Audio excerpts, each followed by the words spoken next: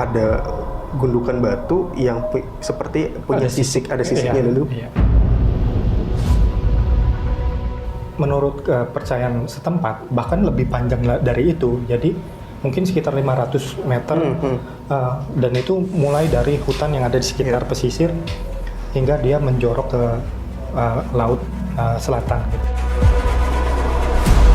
Ada terlihat secara spirit ada satu sosok laki-laki yang memang dari jauh pun getarannya berasa kuat secara energinya.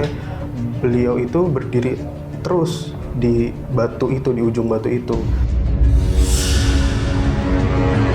Terlepas dari kedua mitos ini, jadi kan sebenarnya kan ada tokoh utamanya si Nagorajo ini kan ya. Nah, yang akan dijadikan nama setinggalan yang ada di pantai Watu Ulo. Nah, sebenarnya ada nggak sih peristiwa sebenarnya waktu itu di masa lalu atau di mana gitu tentang kejadian si naga ini sebagai tokoh utama dari mitos itu?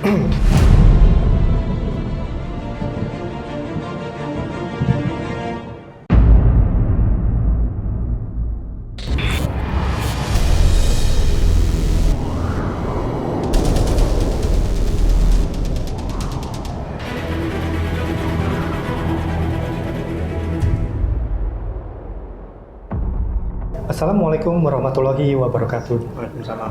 Kembali bersama kami di Time Travel. Rahayu dan salam sejahtera untuk kita semua. Nah, Sobat Time Travel, kita nih lagi ngobrol-ngobrol santai ya. Nggak nanya kabar, Mas? Enggak dulu. Biasanya nanya kabar. Pasti baik. Ya. Ya, alhamdulillah. Kita lagi ngobrol santai ya di sekitar kawasan apa sih nama kalau ini? Meruyung ya? Meruyung di sebuah kafe yang namanya Tempat Kamu Pulang gitu. Nah, Sobat Time Travel, di episode kita kali ini kita akan ngobrol-ngobrol santai tentang satu topik penelusuran lagi.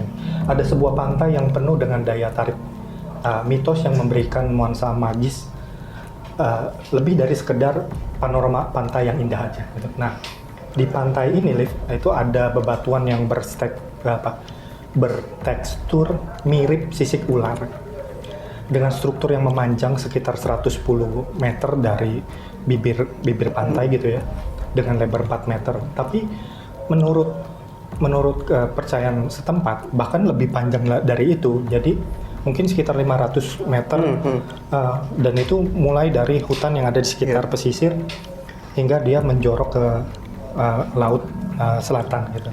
Nah, Sobat Time Travel, hari ini kita akan berbicara tentang penelusuran ke sebuah pantai yang orang sebut sebagai Watu Ulo yang ada di Jember, Jawa Timur. Nah, terkait dengan pantai Watu Ulo itu ada berbagai macam kepercayaan setempat ya, mitosnya itu yang orang percayai di sana. Nah, itu sekiranya ketika aku mencari referensinya itu ada sekitar mungkin ada dua lah gitu. Pada intinya mitos itu bercerita tentang ada sesosok lah gitu ya, sesosok Nogorojo kalau bahasa Jawanya, Nogorojo yang menjadi penguasa di satu tempat yang ada di pantai, tapi dia penguasa yang jahat gitu ya, diartikan sebagai penguasa yang jahat karena dia memakan seluruh makhluk yang ada di situ, makhluk laut, dan juga termasuk dia bertarung akhirnya dengan penduduk lokal yang ada di situ karena ketersediaan pangan yang saling berebut lah gitu.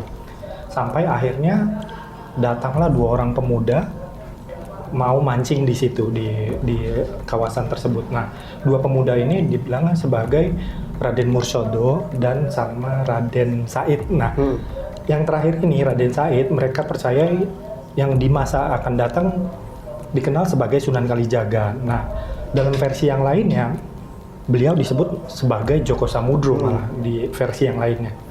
Nah, karena sudah tidak ada makanan yang ada di situ, jadi ketika mereka mancing mereka nggak dapat hasilnya. Sampai suatu kali kailnya kena umpannya dan mereka dapat namanya ikan mina. Nah, ikan ini ternyata bisa bicara.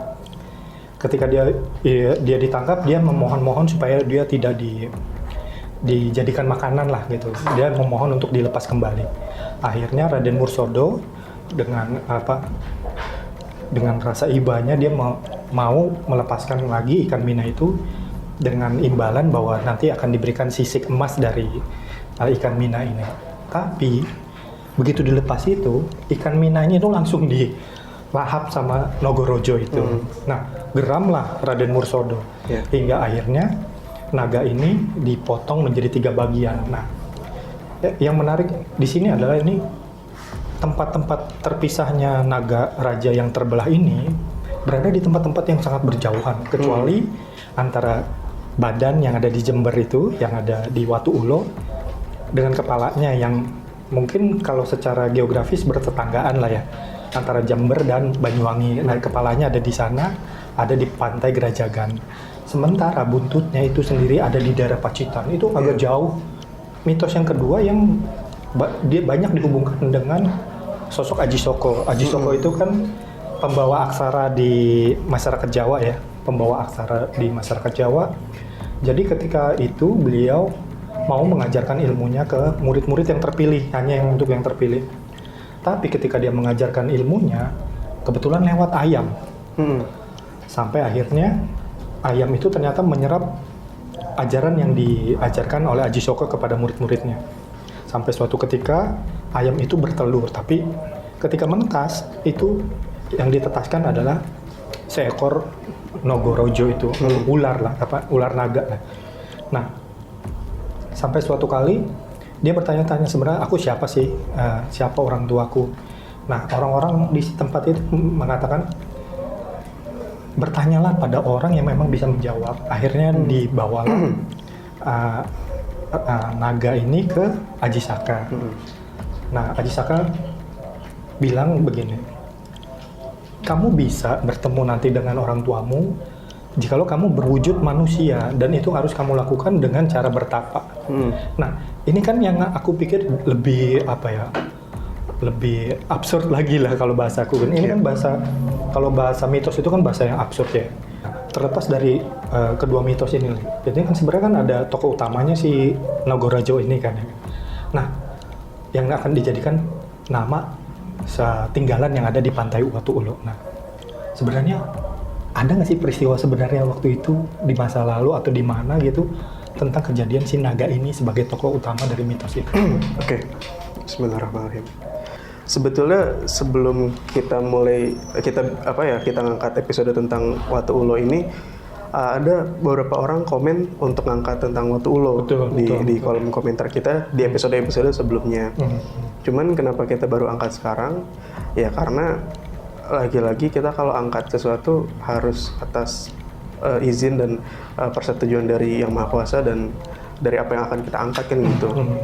Nah, sebetulnya kalau misalkan Sobat Tentrov sadari itu setiap kita angkat konten itu pasti kan kita tuh nyari ya Mas. Nyari ya baik dari literatur dan pastinya dengan spirit gitu, dengan doa apa segala macam.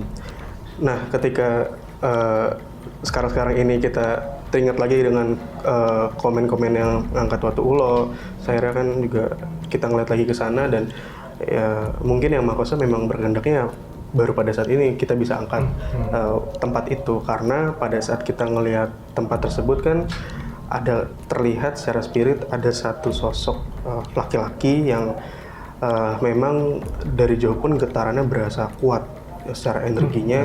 Beliau itu berdiri terus di batu itu, di ujung batu itu, yang mana kadang-kala ngelihat ke arah laut, kadang-kala ngelihat ke arah daratan dan sekelilingnya lah gitu.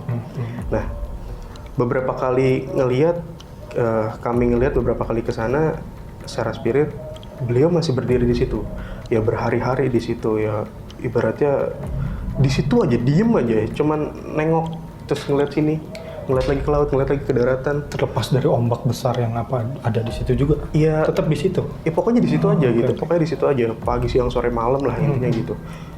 Akhirnya kan makin penasaran ya, sebenarnya Sobat Time Travel tuh pengen tahu tentang Watu Ulo tentang apa sih. Nah, terus juga akhirnya ada dikehendaki oleh Yang Maha Kuasa, ada kelihatan tuh sosok beliau itu. Akhirnya kami mohon kepada Yang Maha Kuasa, berdoa lah gitu. Kemudian kami mendekati beliau lah gitu bahasanya. Nah, dari jauh aja tuh getarannya emang udah, ini sebenarnya saya ngomong hati-hati ya sebetulnya, nggak tahu lah, pokoknya ya mohon dimaklumi kalau agak-agak gimana gitu. Ya, ketika mendekati beliau, semakin berasa tuh getaran energinya kuat banget sampai ke fisik gitu kan. Ya, terus sebetulnya beliau punya perawakan yang kayak orang Jawa pada umumnya, cuman memang pakaiannya pakaian khas zaman dulu gitu. Kebanyakan juga beliau diem. Jadi kalau misalkan kita nanya, beliau cuman senyum-senyum aja. Memang dari yang selama ini saya alami, yang saya ketahui, tokoh-tokoh atau sosok-sosok spiritual seperti itu berbicara juga nggak pakai lisan sih, tapi pakai hati, pakai batin.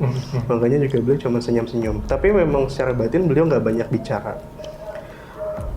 Tapi memang di antara diemnya itu ada hal-hal yang beliau sampaikan, tapi cuma sedikit tentang tempat tersebut, dan mungkin kisah-kisah yang ada di yang meliputi tempat tersebut lah intinya gitu. Jadi kalau orang lihat mungkin orang Jember sendiri yang pernah ke Watulo, atau orang di luar Jember yang ngelihatnya mungkin dari cuman internet gitu, atau di TV, itu kan memang yang tadi udah Mas Anton sampaikan tuh ada gundukan batu yang seperti punya ada sisiknya, dan itu jelas banget kelihatan. Dalam berbagai versi juga itu naga yang dipotong di situ badannya, kepalanya di tempat lain, buntutnya di tempat lain. Beliau sebetulnya bercerita sedikit tentang, intinya gini, di zaman dulu itu memang ada suatu kejadian yang bisa dibilang seperti pertempuran, sebagai pertempuran, tapi pertempurannya itu pertempuran yang bagi kita di luar akal sehat. Karena di masa lalu itu kejadian pertempurannya antara tokoh dengan energi alam. Nah, maka dari situ, dari pertempuran hebat itu ada efek-efek yang ditimbulkan, dan itu menjadi realita di lingkungan sekitarnya, di tempat sekitarnya. Tinggalan-tinggalan yang sekarang ada itu. Iya, adanya proses alam yang memang atas kehendaknya juga. Jadi terbentuknya Watulo ya memang atas adanya sebuah, ibaratnya kayak benturan energi alam gitu loh Mas. Maka ada dalam realisasi di alam kitanya ada bentuknya seperti itu. Bentuknya memang seperti itu. Lagi-lagi kita suka cerita kalau kalau alam itu, energi alam itu punya wujud manifestasi. Nah, apa yang beliau sedikit sampaikan juga kurang lebih menceritakan sedikit tentang manifestasi alam itu. Karena dalam kisah legenda dan mitos yang berkembang di masyarakat pun kan memang itu kan seekor ular naga. Walaupun juga proses terbentuknya itu karena ada proses alam juga atas kehendaknya. Tapi apa yang beliau ceritakan ya memang di kisah tersebut ya memang itu adalah naga gitu. Secara spiritnya memang naga, energi alam. Karena kan naga yang kita ketahui adalah wujud manifestasi dari energi yang ada di bumi. Dan dari apa yang kami lihat juga ya memang wujudnya wujud naga Mas, ular naga gitu. Ya mungkin memang itu adalah Nagorojo, Nagorojo ya, pasti Raja Naga. Ya memang begitu. Mungkin juga itu namanya. Tapi kalau misalkan saya lihat pun di tempat-tempat yang lain ya, memang kadangkala sosok beliau juga muncul. Jadi akhirnya saya punya pemikiran gini, kalau misalkan dikatakan itu adalah bagian potongan dari beliau, tapi uniknya di tempat-tempat yang lain beliau biasa-biasa aja di sananya, di alam sananya. Pertegas ya. Misalnya kayak di ranah spirit, Alif bertemu sama beliau. Lalu yang di situ siapa gitu kan? Jadi berpikirnya gitu ya kan? Iya bahasanya gitu. Iya, kurang lebih sederhananya begitu. Bahas kayak gini emang agak rumit Iya, sih agak Mas. rumit. Spirit itu tidak mudah lah dipahami ya kalau Karena cerita tentang karena spirit. masalah gini, kalau untuk pengalaman pribadi mungkin itu bisa dicerna sendiri. Tapi yang agak diceritakan sulit ulang. itu diceritakan dan harus kita jembatani dengan logika berpikir kan. Itu yang kadang-kadang agak sulit. Kita misalnya ngomong tentang spiritual pun orang bisa salah nangkep. Kita nggak ngomong apa-apa, orang juga kadang bisa salah nangkep. Ya penafsirannya beda-beda, itu wajar sih. Makanya dari apa yang tadi saya sampaikan, ya ini keterbatasannya memang begitu secara kalimat lah gitu. Terus juga dari yang saya ketahui sejauh ini, kalau bicara tentang Nogorejo itu pasti ada kaitannya atau hubungannya dengan wilayah selatan gitu. Karena dari yang saya ketahui ya beliau juga dari wilayah selatan, dan ya mungkin tadi yang saya bilang kadang-kala ada kalanya bisa melihat beliau ya juga banyak di wilayah-wilayah selatan gitu. Nah, Alif, tadi kan Alif cerita nih, pertama masa lalu deh, atau jangan itu dulu. Mitosnya ini kan jadi kayak ada penafsiran di 3 era yang berbeda. Ya, dan mungkin lebih ya? Iya, mungkin lebih. Aku kan jadi penasaran sebenarnya masanya tuh masa yang mana? Ketika Alif bilang dari tadi, ya di masa lalu. Nah, apakah tempatnya pada zaman itu udah merupakan pantai atau memang waktu itu landscape-nya sama sekali berbeda? Gini ya Mas ya, itu juga pertanyaan bagi saya pribadi sebetulnya. Karena waktu saya lagi ketemu dengan beliau tuh nggak banyak cerita. Cerita tapi nggak banyak menjelaskan. Dan otomatis saya juga tidak banyak terbawa akan situasi dan waktu. Gimana sih dulunya gitu. Jadi bisa dibilang kasarnya itu saya cuma diizinkan untuk sampai situ aja, untuk bertanya tentang itu, dan beliau menceritakan tentang itu. Jadi cuma sebatas itu. Itu betul-betul saya nggak bisa ngomong lebih. Jadi saya nggak tahu masanya itu kapan dan bagaimana dulu situasinya, saya juga belum dikasih lihat gimana. Cuman yang pasti ketika beliau menceritakan ya memang tempat tersebut terjadi ya karena kehendak Yang Maha Kuasa, dan ada peristiwa di masa lalunya yang mengakibatkan adanya bentrokan antar energi alam, maka jadilah begitu. Gitu. Nah, akhirnya kejadian-kejadian tersebut lambat laun menjadi cerita, menjadi kisah, dan ya kita bisa katakan sebagai legenda dan sampai mitos di zaman sekarang. Makanya tadi balik ke masalah Mas Anton bilang ya kita nemu banyak versi. Mas Anton nemu 2, saya nemu 1, dan mungkin lebih dari itu yang ada tokoh A, ada tokoh B. Tapi kalau diperhatiin tuh kepingan-kepingan kisahnya tuh mirip-mirip gitu. Ada benang merah, akhirnya bisa merangkai semua itu kan. Walaupun kadang-kala di satu kisah ini ada yang lebih, di satu kisah yang lain ada yang dikurangi. Intinya ada rangkaian benang yang sama gitu kan.